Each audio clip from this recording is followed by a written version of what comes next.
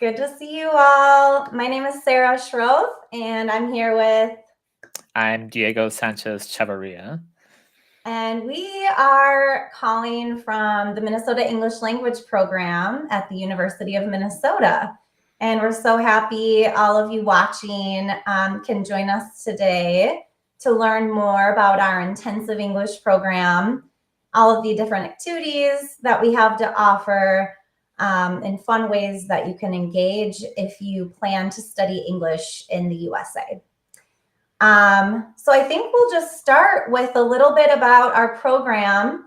If you have questions along the way, feel free to send them in the chat. We'll be happy to answer them. And we'll have a little time at the end to answer questions too. But a little bit about our program is we offer an intensive English program 3 times throughout the year, so summer, fall, and spring. Our next session that you could apply for is the fall 2024. So we do have our application on our website.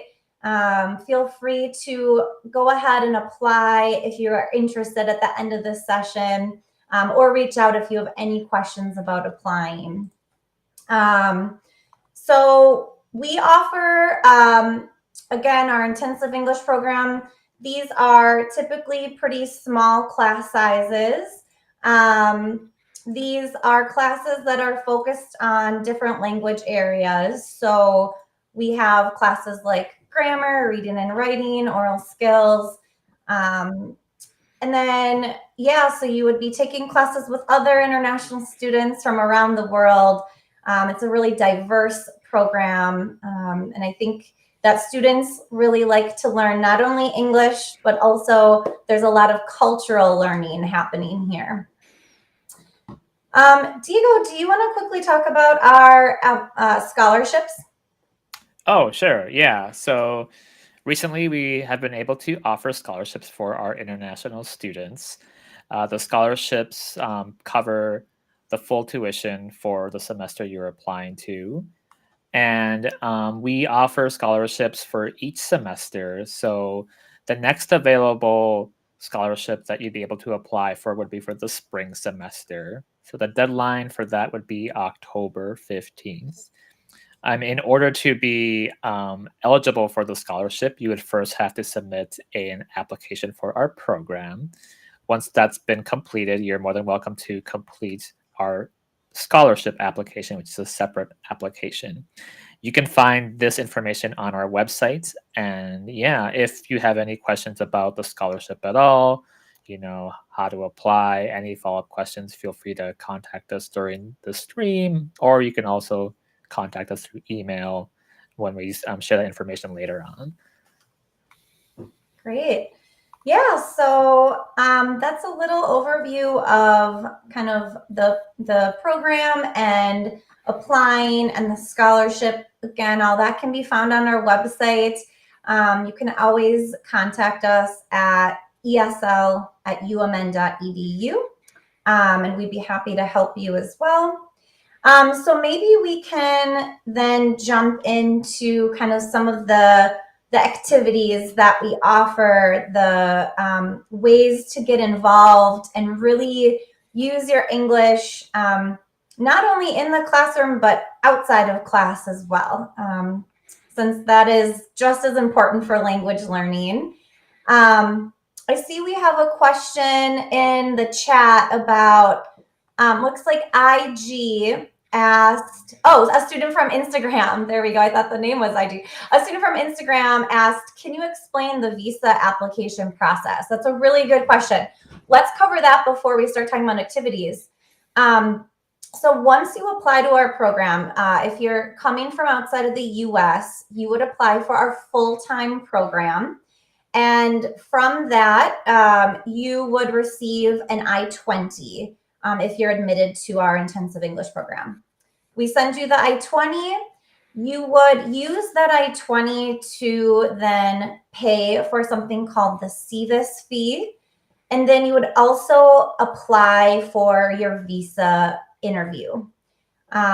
So we would explain that process more in depth. We send more, we send a new student pre-arrival guide, it's called, along with every I-20 that explains step by step what to do. But basically, we're the ones sending you that immigration document, the I-20, that you need to start the visa application process. From there, you apply for the visa at a U.S. embassy or consulate in your home country. If it's approved, you get that visa stamp in your passport, and you would be able to come to the United States for our program. So that was a really great question about the application process. Looks like I have another question about the scholarship. I can read it for you, Sarah, if you want. So yeah, this question is, one question: if an international student has a GPA of 2.95 and the course requirement is 3, will he or she have any chance of acceptance without the GRE? Is that, so I'm not sure if that is about our scholarship or... Oh yeah, I don't know why I read scholarship. So yeah, I can kind of answer this. If we're talking without the scholarship, one of the requirements to be admitted to our program is to have 2 years of English study and to have at least completed high school or the equivalent of high school in your home country. We don't really look into specifics of the GPA. As long as you graduate from high school or at least 17 years old, you can provide those high school documents. You will be you'll be eligible to apply to our program. Yeah, that was a great question. If this is specifically about the scholarship, since we do have a 3.0 scholarship requirement, it is a merit-based scholarship. I would say for a student who has a 2.95, we would likely round up to a 3.0. So I would say go ahead and still apply if you're very, very close to that 3.0 cutoff, if you are referring to the scholarship. Great question. Looks like there's another question. Are there career services or alumni networks that can help with job placement? That's not something we have in our program. We are, the intensive English program is a non-degree program in our college. And career services only works with degree-seeking students. So there is no career services specifically for students in the intensive program. However, if you did get admitted to the University of Minnesota after completing our program, then there would be career services and likely alumni networks at that point. But that sort of resource isn't readily available while you're in the intensive program. All that to say, however, I'm the advisor in our program, and I would be happy to help answer some of those questions to the best of my ability while you are in our program. I can take the other question. So Maya asked, hi Maya, by the way, how can I apply and what documents are needed for the application? Good questions. So at some point of our presentation, we will link to our website. You can also check out our Instagram profile, UMN MELP, or MELP UMN rather. And from there, there's a link to our website where you can check out our application page. In order to apply for our full-time program, you'll need some documents. One I mentioned before just a few minutes ago was a copy of either your high school diploma or a college transcript. You need also a copy of your passports. And then we will also require a proof of funding document. So what that means is that could be a bank statement from either you, if you're going to pay for the program, or if someone's sponsoring you, they would provide a bank statement or a bank letter. It can also mean a scholarship letter, or if your employer is providing funding from you, they would provide a letter from that. All of that is listed on our website with more details. So yeah, those would be the main documents you would need. One last thing I want to mention too is we would require a certified English translation of those documents as well. So if your school documents, bank documents are not in English, you would need to get that certified by a translator.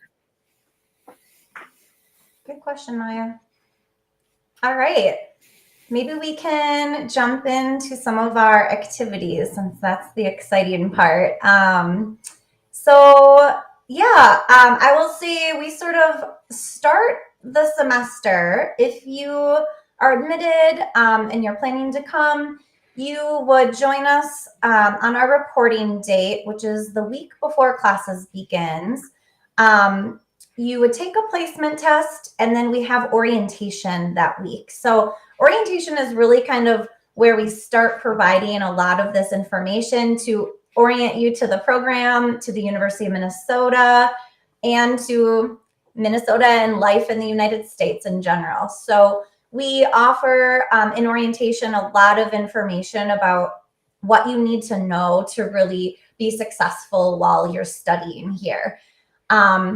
During that time, we'll also share a lot of information about ways to get involved. So you'll hear this again if you do end up joining us in the upcoming semesters. But with that, I think maybe Diego, do you want to start off with explaining some of the Friday social activities that we offer? Sure. So depending on the semester, we either have social activities every Friday or every other Friday. And these take place during the end of the day. So you wouldn't have to worry about missing classes or anything.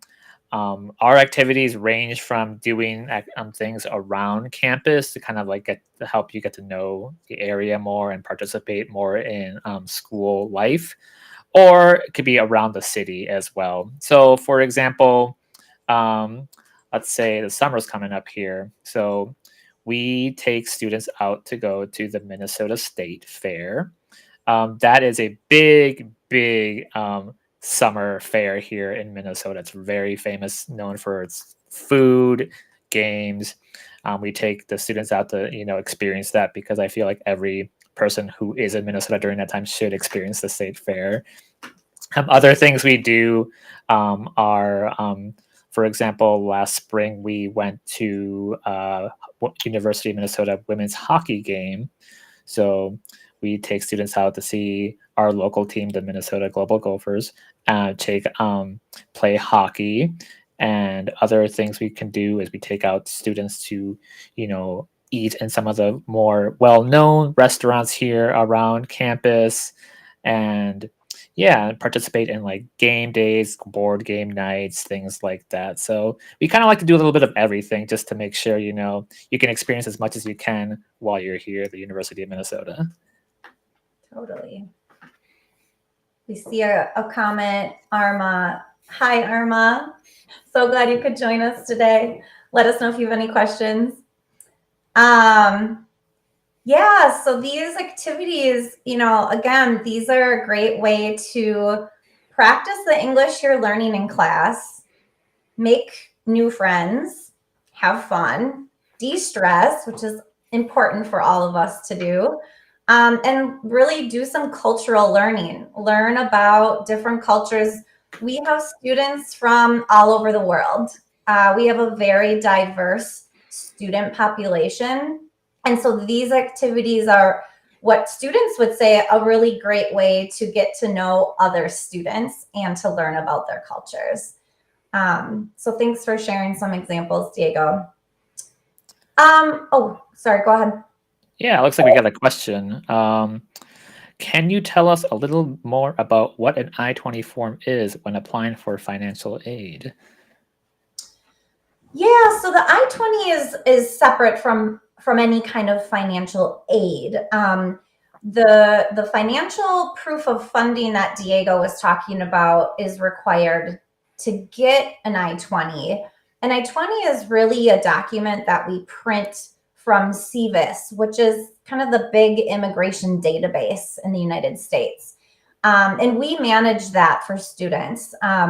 So when you apply, that's why we gather all this information from you since we have to enter that into this big CVIS database. And from there, we can print the I-20. So the I-20 is the document we send to you that you use to then apply for your visa. So it's not really related to any kind of financial aid, other than it does list your funding, your financial funding, which you would tell us who's paying for your school. Is it you? Is it a family member? Is it a government or employer? But those are sort of separate entities. Let's see, it looks like another question from Oliver. And it says, my question is to know if it's possible to study in the USA if we have done our previous studies in French. Diego, do you want to answer that one? Yeah, I would say that's perfectly possible. Yeah, no problem at all. Yeah, you don't require to study in the USA previously. So if you're been studying in France, anywhere in the world, you're more than welcome to apply to our program. Yeah, I know there's a lot of French-speaking countries, and that's exactly what our program, our intensive English program, is designed for. It's designed to help students who want to learn English. So there is no previous English requirement to join our program other than previous study of 2 years, at least 2 years. We want students to have a basic understanding of English. We don't offer a beginning level in our program. So we need students to have at least kind of a basic beginning understanding of the English language. But otherwise, we offer levels from high beginning all the way up to high advanced. So we don't require a TOEFL score to enter our intensive program, or an IELTS or Duolingo, nothing like that. So really, you could be a speaker of any other language and apply to our program. We have French speakers, Spanish speakers, Korean speakers, Japanese, you name it. So that's a really great question, and that's exactly what we do here in the intensive English program. Yeah, one thing I want to add also is you might have a different goal than some of the other students here. You don't have to specifically be wanting to improve English. Let's say, for example, to enter a college or university in the U.S. We've had students here for different backgrounds.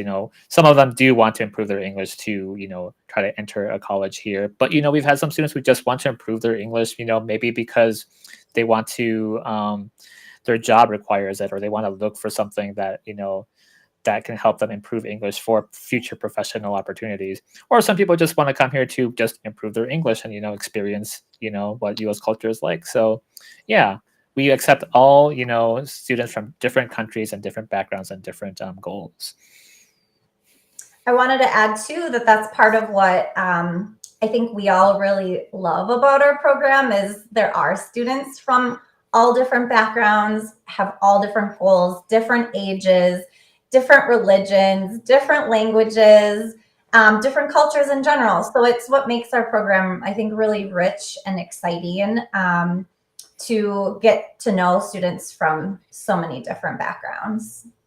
That's what I love the most about my job. I'm guessing, Diego, you would maybe say the same. Yeah, no, it's always cool to learn about all the students, what their goals are, where they come from. You learn something new every day, and it's really awesome to be able to experience that.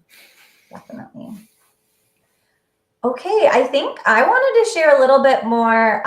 So Diego talked about our Friday social activities, which again, they're optional, but we highly encourage them. A lot of students participate in them.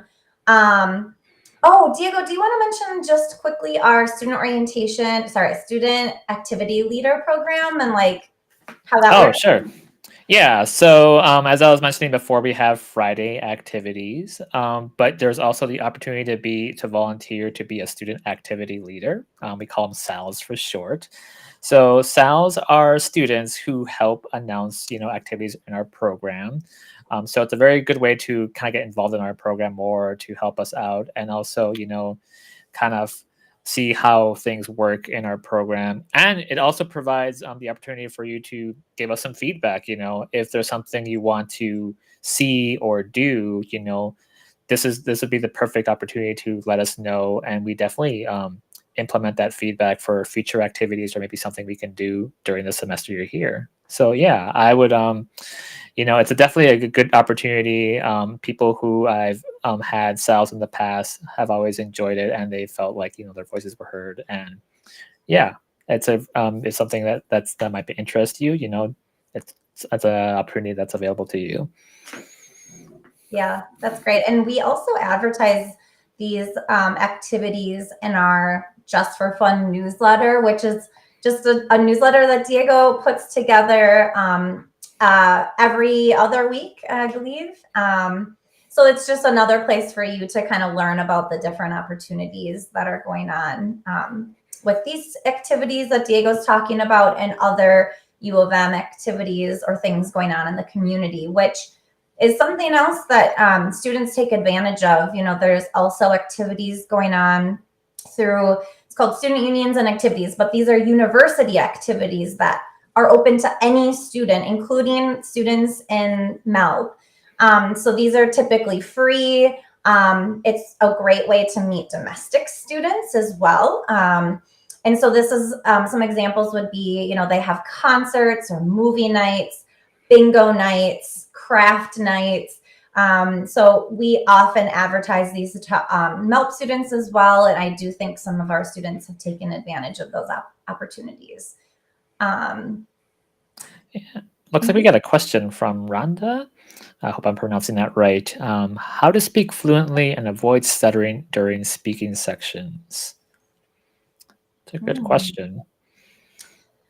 Yeah, I think speaking fluently is very difficult and takes a lot of time, especially even in our first language, but especially in our second language. And I think the difference between being fluent and being proficient is really important, because I don't think the goal is necessarily to be fluent.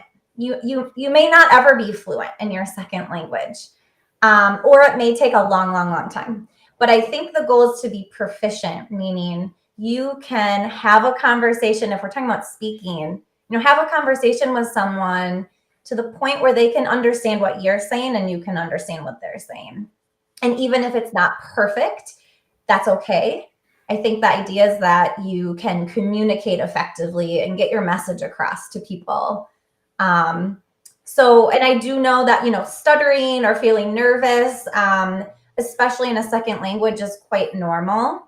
The more you practice, the more you learn. There's things that you can do that will help you feel more confident, and that might kind of decrease over time.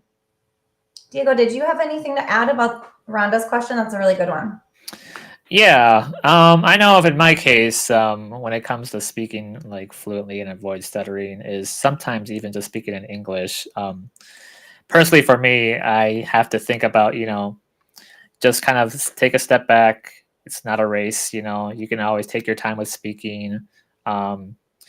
Also, practice does help a lot, even if it seems like you're not improving at first, just practicing over and over in different situations, just I think really helps a lot as well.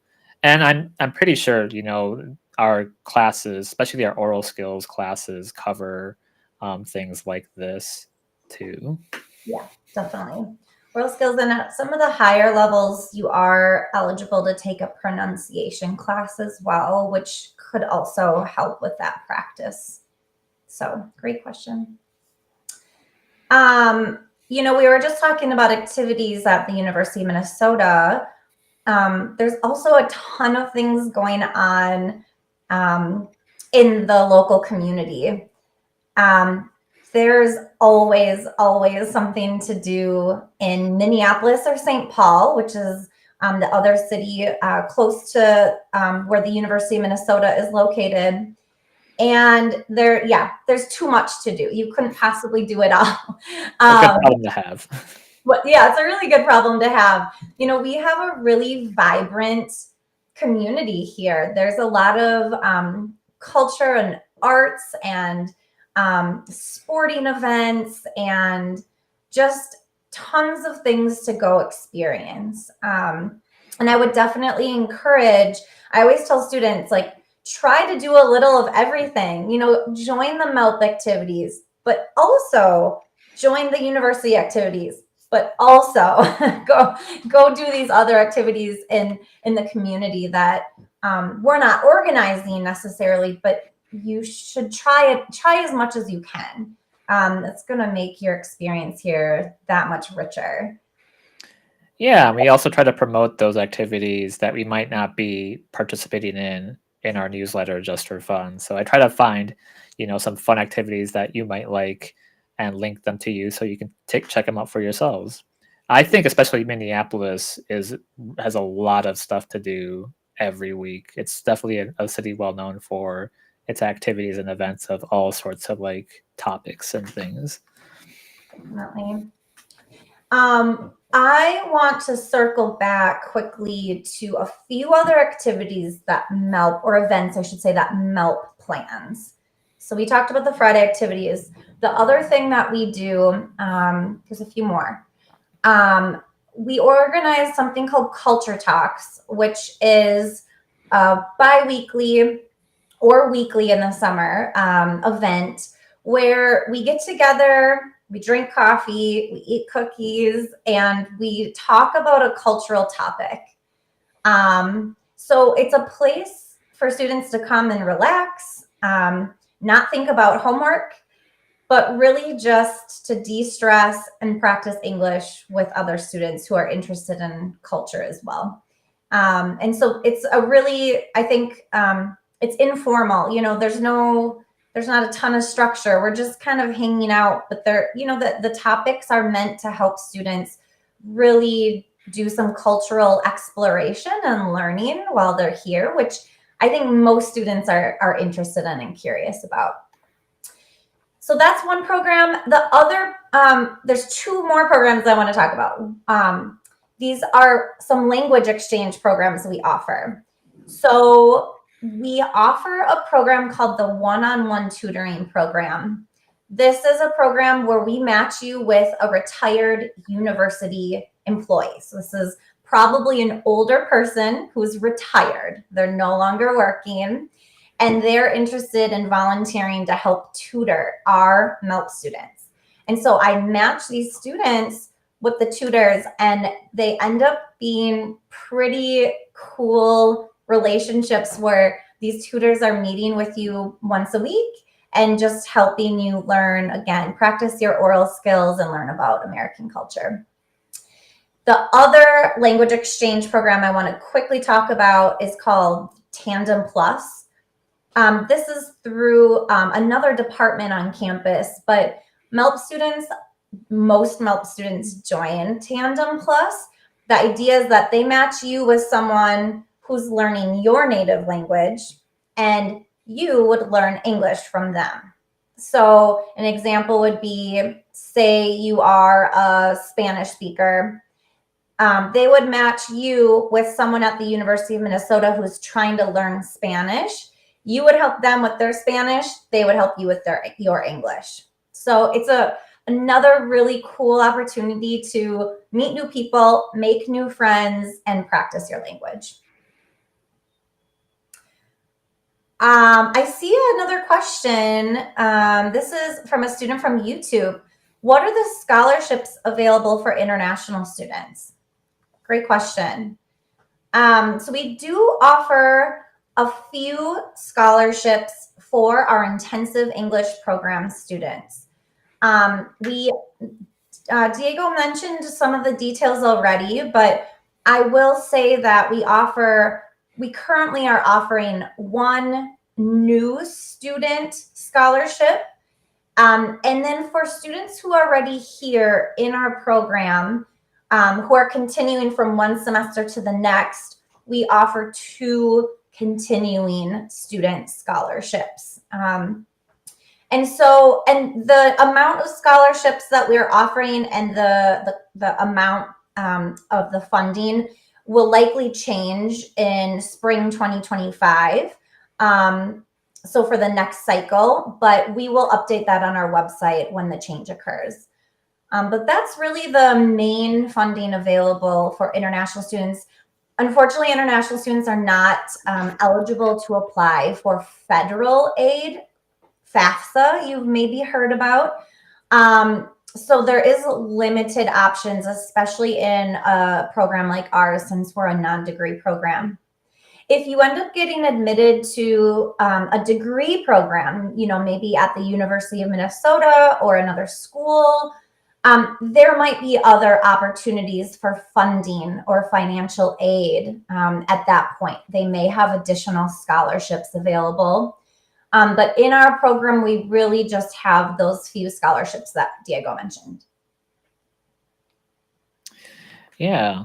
Oh, looks like we have a question from Ramya. Can I get accepted to the University of Minnesota after taking the English program?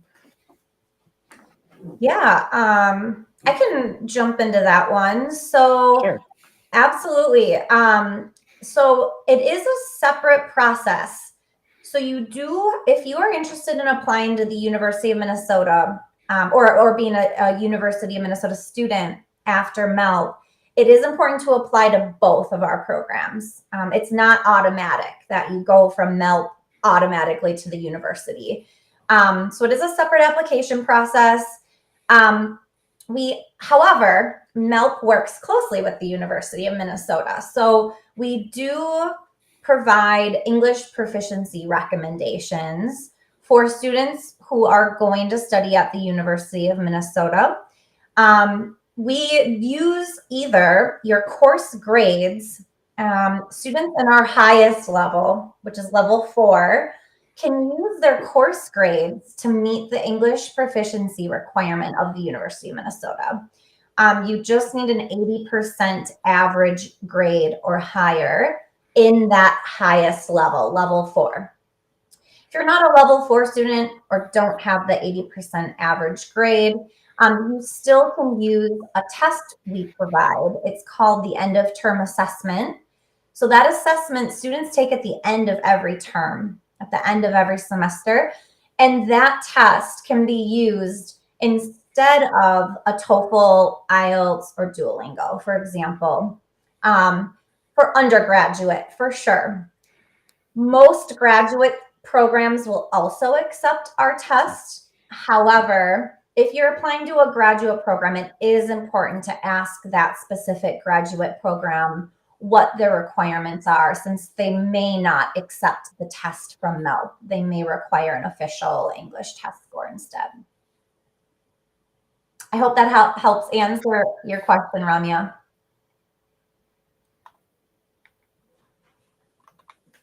I do want to add one other thought about test scores. We also have agreements with some other schools in the area. Oh, yeah, good point. So, yeah, these are some new agreements we have.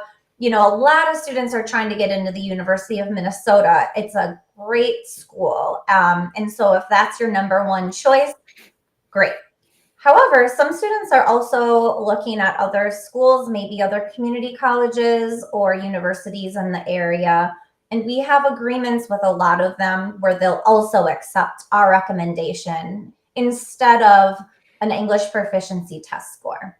So that's another way that MELP can kind of help you with that admissions process to make it a little bit easier. Yeah, and some of those schools, correct me if I'm wrong, Sarah, some of those schools and colleges have different requirements. So it might not necessarily be, like a level 4 completion, it could be different level completions. So a bit more flexible with that. Exactly. Yeah. Some of them are level 4, but not all of them. Yep. Awesome. These are such good questions. Let's see. I think we've highlighted a lot of the main activities that we wanted to talk about.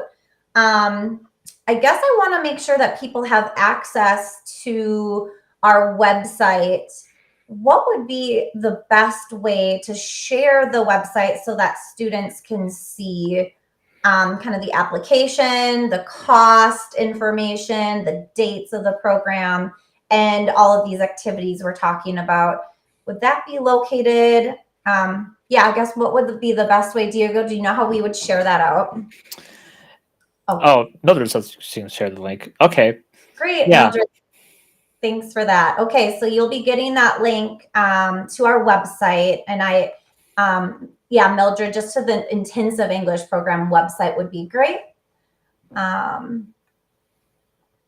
Okay, I see another question from Saeed. It says, hello, I am going to the Bay Atlantic University. Can you tell me if the Bay Atlantic University is good? Oh, I don't know much about that university. We're really focused here today on the Minnesota English Language Program at the University of Minnesota. So, and I am not familiar with that university. I think that might be a question for the university or others. But yeah, I think today we're going to really focus on the University of Minnesota. We can tell you how the University of Minnesota is. Yeah, that we can do for sure.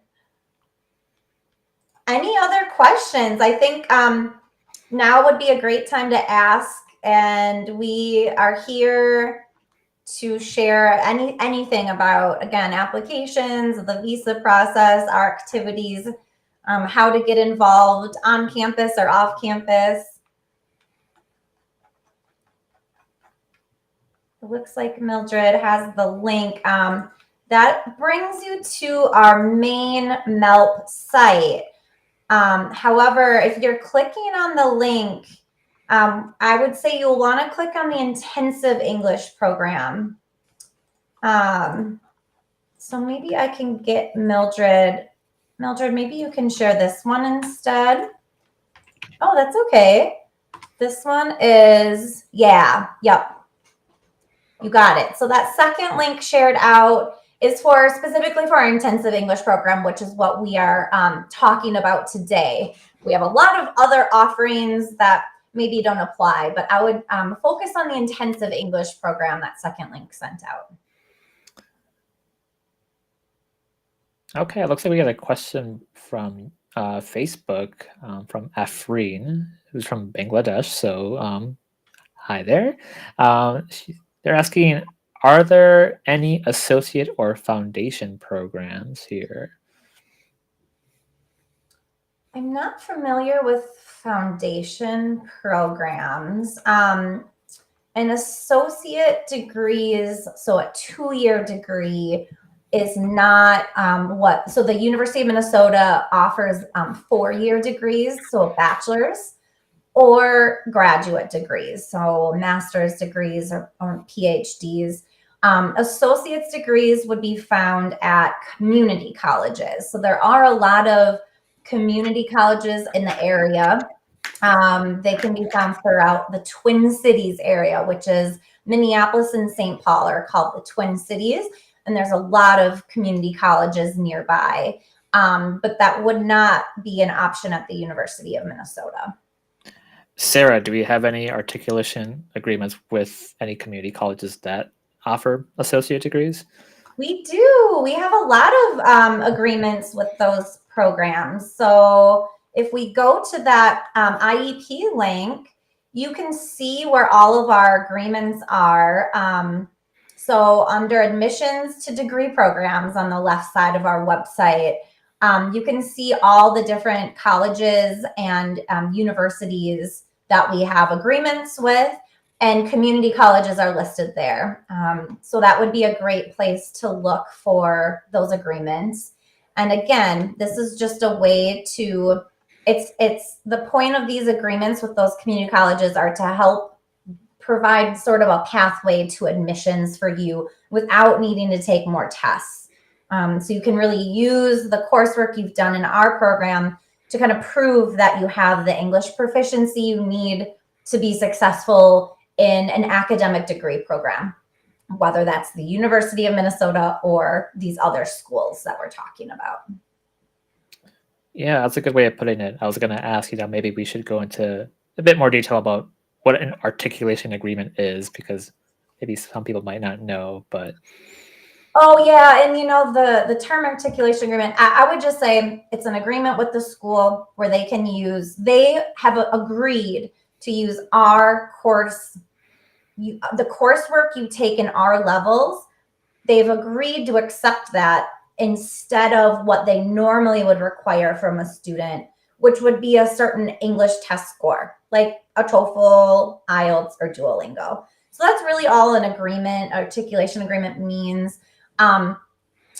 It's just that students kind of can use what they're doing in our program to meet the requirements elsewhere, which I think is a really huge benefit of starting in the intensive English program with us, because you get to learn English, but then use that to get into a school, another university. Looks like we got another question here from Wasek. My brother lives in America currently. Could he just guarantee my financial issues even without a bank statement? Yeah, so well, see, if your brother lives here, that's great. He could be your sponsor. It's called a sponsor, when someone other than the student is going to pay for your school. In that case, he would fill out something called a sponsor commitment form. You can find that in the application. He would fill that out, and he would need to provide a bank statement to show that he has enough funds to pay for your school. So we would still need a bank statement or bank letter from your brother, even if he's in the US, but it can be from a United States bank. That would be fine. One thing I wanted to add about proof of funding is it doesn't necessarily have to come from one person. It can come from more than one person. So, for example, if you want to provide some funding and then another family member wants to provide part of it as well, that is possible. Yeah, definitely. I love these questions. Keep them coming. Here we go. Yeah, Sagor is asking about tuition fees. Yeah, Diego, do you want to quickly run through like the fall tuition fees if you have it pulled up? Otherwise, I can do it too. Yeah, so the cost kind of breaks down to several things. That would include tuition, so that's the cost for the courses. Student fees. So student fees are the fees that support student programs around campus. It's a required fee for full-time students. Also, another thing would be medical insurance. It's that's provided from the University of Minnesota, which is also another required thing that full-time students must take. And then there's an estimated cost for books. And then for the application, you would also have to provide living expenses estimates. So this estimated amount you would use while you are here. So for the fall or spring, which are 15 weeks long, tuition is $6,500. Student fees are $508. Medical insurance is $1,795. Books is $200. Living expenses is $7,500. I'm throwing all these numbers at you, but in the grand total for fall or spring that you would have to show in the proof of funding would be $16,503. Yeah. And just to add on to that, the living expenses that Diego is talking about, you're not necessarily paying those to the University of Minnesota unless you are living in on-campus housing, which is an option. But most students live off campus, in which case the $7,500 usually scares students, but that's just an amount you're paying for your own housing, for your transportation, food, internet, cell phone, your bills. So you're not paying that to the university. That's just an amount you need to show on your proof of funding to get your visa. So they want to make sure you can afford living here, which includes all of those expenses. But really, you're not paying that directly to the University of Minnesota. Yeah, that's a very common question we get, is like, well, living expenses, like I'm not going to live on campus, that's perfectly fine. That's something you're not paying us, but you still have to show on the application just to show, you're able to afford living here, whether that's on campus here at the University of Minnesota or off campus, whether that's, your own apartment or living with some friends or family. Totally. Yeah, and the last thing I wanted to add about the cost is Diego just talked about the costs for our 15-week semesters, which is fall and spring. Fall is the next available semester that you could apply for. Summer has already closed. Our application summer program starts really soon. But summer is a little cheaper because it's only 7 weeks long. So it is an option to think about for summer 2025. But for the next few semesters, fall and spring, those are the costs. So hopefully that helps the student, Sagor. That's who asked. Thanks, Sagor. Looks like we had a couple more questions here. Let me do these in order. So from Lok Dura, please tell me if you accept about Nepali students who want to study in the USA. And yeah, we do. We accept all students from all over the world. So, it could be Nepal, China, Japan, Bangladesh. We welcome all students, and we want everyone to come to our program. Definitely. Awesome. Okay, I can read the next one from Mosik again. Awesome. It says, I tried, but they said you need to provide a bank statement of at least $25,000. So Wasik, I'm reading about your question about the bank statement about $25,000. And then I see that you said you have a Duolingo score and you want to continue your education in the US. We do not require $25,000 for our intensive English program. The total that you would have to show on a bank statement for us is $16,503. And that can be found on our website, that total. That's the minimum that you need to show. That's for one semester. Again, that includes everything Diego just talked about. So I'm not sure where the $25,000 is coming from. That might be another school or another program. But yes, if you have a Duolingo score already, you'd want to make sure that whatever school you're applying to, if that's the University of Minnesota, you'd want to make sure that your Duolingo score meets the minimum requirement. If it doesn't, they might refer you to us. We are the ones that help students improve their English proficiency enough so that they can meet that minimum score on a Duolingo, for example. So if you're applying to the University of Minnesota, that might be what's going on, is if your Duolingo is just below the requirement, then they maybe would refer you to our intensive program. All right, we got another question here from Instagram from Boyeba. Do you offer a master's in packaging science here at the University of Minnesota? That's a good question.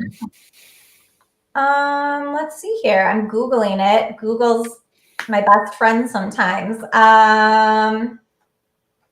So it looks like there might be a product design program. You said a master's. It looks like this is a bachelor's degree.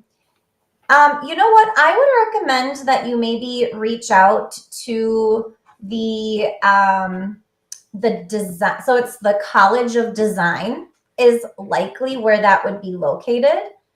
It's the College of Design is still part of the University of Minnesota.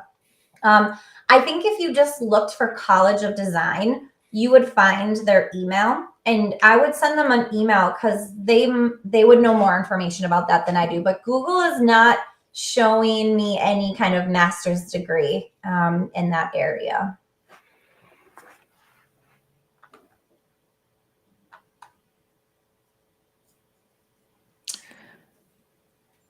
Oh, last one from Asik on Instagram. If it is really possible for my brother to guarantee my financial, please let me know how.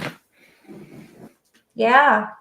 Wasik, go for it. Your brother can guarantee your financial funding. So he would, again, fill out our sponsor commitment form. It's just a one-page form that you and him have to fill out. And then he would be the one to send us the bank statement or bank letter. So yes, please, if you have any more specifics, questions about that, Wasik, please email us at esl@umn.edu, and we can talk to you more about your specific situation. We'd be happy to help you. Yeah, and if anyone else has any very specific situations that might take some time to discuss, or you want to actually spend some time talking with us, whether that's through email or we can also meet up meeting at Zoom as well on our virtual front desk. You can visit our website. We have the links for that there for our virtual Zoom front desk. It's every Monday and Wednesdays. Monday it's from 8:30 a.m. to 10:30 a.m. and Wednesdays. Oh, not. I'm sorry, not Mondays. We used to do Mondays. So Wednesdays from 8:30 to 10:30 a.m. and then Fridays from 8:30 a.m. to 11:30 a.m. Central Time. And those would be the best ways to contact us. I see a question about our WhatsApp number in the chat. We unfortunately don't have a WhatsApp number. We do have a regular number and then a 1-800 number if you're calling internationally. I would say most students are contacting us through email or Zoom, like Diego just mentioned. Those are probably the easiest way to connect, ways to connect with us. One thing I wanted to add about our virtual front desk hours, if for some reason those hours don't work out for you, just feel free to send me an email. I'm the one that checks that email address and just let me know, what is your preferred time and dates. And yeah, as long as within our business hours, I'm more than happy to meet with you outside of those virtual front desk hours. Diego, that's a good point because it's really me and Diego. If you have questions, like we are real humans here in Minnesota answering your questions. So Diego is answering the ESL inbox, which is that main email address on our website. He's a real person. He's really friendly, as you can tell. He knows a lot of stuff. So don't be afraid to reach out because we are here and we are nice, I hope. I hope so. So please ask questions. I see one other question from Lo. They say, are you offering assistantships for sciences at the University of Minnesota? Yeah, you guys, I see you guys have a lot of really good questions about the University of Minnesota. You can probably tell we work really in our intensive program and in the English language programs in general. We help students kind of with the transfer process and potentially admission process to get admitted to these other programs at the university. But the details of those programs is kind of outside of the work we do. There are so many programs with so many requirements and so many different possibilities that we always recommend students to contact those programs directly. So in this case, whatever program in the sciences you're interested in, every program should have, if it's a graduate program where there might be assistantships, every grad program should have something called a graduate program coordinator, which is someone that really takes responsibility for helping students in that program with all these kinds of questions. And that should be listed on their website. So I really encourage you, if you have questions about specific programs, especially graduate programs, I'm seeing a lot of questions about that. Find the program online, Google it, and then go find the contact information for someone. They should be called like a coordinator, and that would be a great question for them. I see another question here. Can you tell us about the student life and events that you host? Good question. Yeah, we were talking about that earlier, but in case you missed it, we offer events that happen here around the University of Minnesota as well as around the cities. A good way to kind of like get a sneak peek about what we do here is on our website. If you look at student life and activities, it kind of has more detail about that. You can also look at our Instagram page on MELP UMN. We try to share photos of our student activities there, and that kind of can give you like a good idea on what those activities look like. But yeah, we try to do something fun every week, whether that's Friday social activity or culture talks, which Sara hosts. Yeah, totally. And again, these are optional, but we really encourage students to attend because it's just so helpful for your English learning, your culture learning. It just really makes the experience here, I think, that much better. I think we're almost at time. If there's any last, maybe one question, we could try that. Otherwise, please feel free to reach out. I'm seeing some thank yous in the chat. Thank you all for joining us today. Thanks for coming. So awesome to be here with you, and we hope you apply and join us in the future. We would love to meet you in real life. So thanks again.